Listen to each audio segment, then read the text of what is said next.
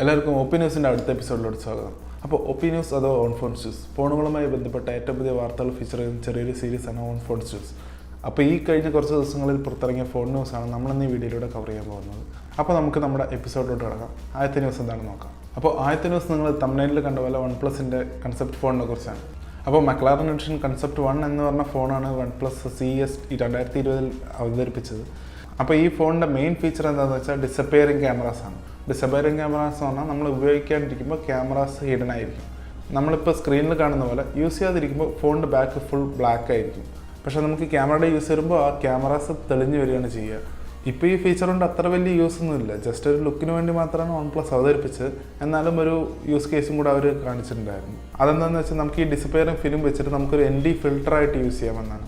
ND ഫിൽറ്ററിൻ്റെ application എവിടെ വരുന്നത് വെച്ചാൽ നമുക്കിപ്പോൾ ഒരുപാട് ബ്രൈറ്റ് സീനാരിയോസിൽ നമുക്ക് കുറച്ചുകൂടെ ക്ലിയർ ഇമേജസ് കിട്ടാൻ വേണ്ടി യൂസ് ചെയ്യുന്നതാണ് ഈ ND ഫിൽറ്റർ ഫോട്ടോഗ്രാഫിയിൽ. അപ്പോൾ നല്ല ബ്രൈറ്റ് സീനാരിയോസിൽ നമുക്ക് ഈ ഡിസപ്പിയറിംഗ് ഫിലിം വെച്ചിട്ട് ND ഫിൽറ്റർ യൂസ് ചെയ്യുന്ന പോലെ നമുക്ക് ഫോട്ടോസ് ക്യാപ്ചർ ചെയ്യാൻ പറ്റും. പിന്നെ ഡിസൈനിനെ പറ്റി പറയുകയാണെങ്കിൽ ഇത് ജസ്റ്റ് ഒരു 70 Pro തന്നെയാണ്. OnePlus-ന്റെ 70 Pro-ൻ്റെ ബാക്കിൽ ചെറിയ പണികൾ ചെയ്തിട്ടുണ്ടെന്നേ ഉള്ളൂ. അതായത് ക്യാമറ അറേഞ്ച്മെൻറ്റും എല്ലാം കാണുമ്പോൾ തന്നെ നമുക്കറിയാം ഇത് 70 Pro ആണ്. പിന്നെ ബാക്കിൽ വേറൊരു ഡിസൈൻ എലിമെൻ്റ് എന്ന് പറഞ്ഞിട്ട് വരുന്ന ലെതറാണ്. ആ ലെതറിനൊരു പ്രത്യേകത ഉണ്ട്. ഇതൊരു മക്ലാറൻ എഡിഷൻ ആയതുകൊണ്ട് തന്നെ മക്ലാറൻ കാറുകളിൽ യൂസ് ചെയ്യുന്ന ലെതറാണ്. അതായത് മക്ലാറൻ കാഴ്സിൻ്റെ സീറ്റിൽ യൂസ് ചെയ്യുന്ന സെയിം പപ്പായ ലെതർ എന്ന് പറഞ്ഞ മെറ്റീരിയലാണ് ആ മെറ്റീരിയൽ എന്നാണ് OnePlus പറഞ്ഞിരിക്കുന്നത്. അപ്പോൾ ഇനി നമുക്ക് അടുത്ത ന്യൂസിലോട്ട് കിടക്കാം. അടുത്ത ന്യൂസിലോട്ട് കിടക്കുന്ന മുമ്പ് ഒരു കാര്യം പറയട്ടെ. നിങ്ങൾ ഈ ചാനൽ ഇതുവരെ സബ്സ്ക്രൈബ് ചെയ്തിട്ടില്ലെങ്കിൽ ആ സബ്സ്ക്രൈബ് ബട്ടൺ ഒന്ന് ക്ലിക്ക് ചെയ്യുക. പിന്നെ ബെല്ലൈക്കൺ കൂടെ ക്ലിക്ക് ചെയ്യുക. അടുത്ത ന്യൂസ് iPhone SE2-നെ പറ്റിയാണ്. നമ്മൾ കുറേ കാലമായിട്ട് കേൾക്കാൻ തുടങ്ങിയാണ് iPhone SE-യുടെ ഒരു പിൻഗാമിയായിട്ട് SE2 വരുന്നു. ഇത്രയും കാലമായിട്ട് വന്നിട്ടില്ല. എന്നാലും നമുക്കിപ്പോൾ ആ SE2 വരുന്നു എന്നതിനൊരു കൺഫർമേഷൻ പോലെ അതിൻ്റെ ഡീറ്റെയിൽസും കാര്യങ്ങളൊക്കെ ഒരു CID റെൻഡറായിട്ട് ഇട്ടിരിക്കുകയാണ്. പോപ്പുലർ ലീക്കറായ ഓൺലീക്സ് എന്ന് പറഞ്ഞ ആളാണ് ഇത്തവണ നമുക്ക് ഈ iPhone SE2-യുടെ റെൻഡേഴ്സ് കൊണ്ടുവന്നിരിക്കുന്നത്. അപ്പോൾ നമുക്ക് ഈ റെൻഡേഴ്സ് നോക്കുമ്പോൾ ഒറ്റ കാര്യമാണ് മനസ്സിലാകുന്നത്. അതെന്താണെന്ന് വെച്ചാൽ ഇപ്പോൾ ഉള്ള ഐഫോൺസ്, അതായത് നോച്ചൊക്കെ ഉള്ള ഐഫോൺസ് അല്ലേ, നമ്മുടെ iPhone 11, iPhone XR, iPhone 11 Pro അങ്ങനെയുള്ള ഐഫോൺസിൻ്റെ ഡിസൈൻ അല്ല നമുക്കിതിൽ യൂസ് ചെയ്തിരിക്കുന്നത്. പകരം ഈ നോച്ച് വരുന്നതിന് മുമ്പുള്ള ഡിസൈൻ, അതായത് iPhone 7, iPhone 8 ആ ഒരു ഡിസൈൻ ലാംഗ്വേജാണ് നമുക്ക് ഈ ഒരു iPhone SE2-ൽ യൂസ് ചെയ്യാൻ പോകുന്നതെന്നാണ്. പക്ഷേ ഡിസൈൻ ആ ഒരു iPhone 7ഉം iPhone 8 പോലെ തന്നെ ഇരിക്കുമെങ്കിലും ബാക്കിലെ ഗ്ലാസിൻ്റെ ഡിസൈൻ നമ്മുടെ iPhone 11-ലെ ഫ്രോസ്റ്റഡ് ഗ്ലാസ് ആവാനാണ് ചാൻസ്. പിന്നെ iPhone 7, iPhone 8 എന്ന് പറഞ്ഞല്ലോ, അതിലെ സെയിം സിമിലർ ഡിസ്പ്ലേ തന്നെയാണ് നമുക്കിതിൽ യൂസ് ചെയ്തിരിക്കുന്നത്. 4.7 ഇഞ്ചിൻ്റെ ഒരു IPS ഡിസ്പ്ലേ ആണ്. പിന്നെ ഈ പറഞ്ഞ പഴയ ഡിസൈൻ ആയതുകൊണ്ട് വേറൊരു കാര്യം കൂടെ ഉണ്ട്. നമുക്ക് ഫേസ് ID കിട്ടുന്നില്ല ഈ ഫോണിൽ. പകരം നമ്മുടെ പഴയ ടച്ച് ID തന്നെയാണ്, അതായത് ഫിംഗർ പ്രിൻ്റാണ് ഇതിൽ ഉള്ളത്. നമ്മുടെ ഇപ്പോൾ iPhone 11-ലും iPhone 10-ലും iPhone XRലും ഒക്കെ എന്താ പറ്റിയെന്ന് വെച്ചാൽ നമുക്ക് ടച്ച് ID എടുത്ത് കളഞ്ഞിട്ട് ഫേസ് ID കൊണ്ടുവന്നു.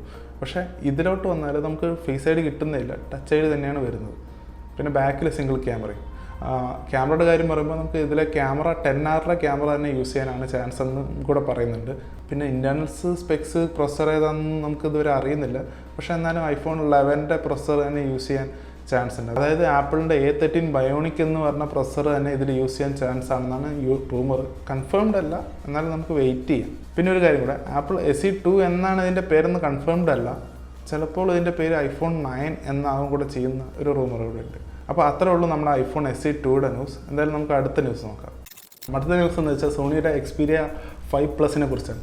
അതിൻ്റെ CID റെൻഡേഴ്സ് ഇറങ്ങിയിരിക്കുകയാണ്. നമ്മൾ കുറച്ച് മുമ്പ് പറഞ്ഞ ഓൺലൈക്സ് തന്നെയാണ് ഇതിൻ്റെയും CID റെൻഡേഴ്സ് ഇറക്കിയിരിക്കുന്നത്. അപ്പോൾ നമ്മൾ ഇതിനു മുമ്പ് കണ്ട സോണി Xperia ഫ്ലാഗ്ഷിപ്സ് പോലെ തന്നെ ഒരു ഡിസൈനാണ് നമുക്ക് ഇത്തവണ കിട്ടിയിരിക്കുന്നത്. ഇത്തവണ നമുക്ക് സോണിയിൽ നിന്ന് നമുക്ക് ഒരു നോച്ചുള്ള ഡിസൈൻ എന്നല്ല കിട്ടിയിരിക്കുന്നത്. അപ്പോൾ നമ്മുടെ സോണി Xperia 5 Plus നമുക്ക് കിട്ടുന്ന ഒരു 6.6 ഇഞ്ചിൻ്റെ OLED ഡിസ്പ്ലേ ആണ്.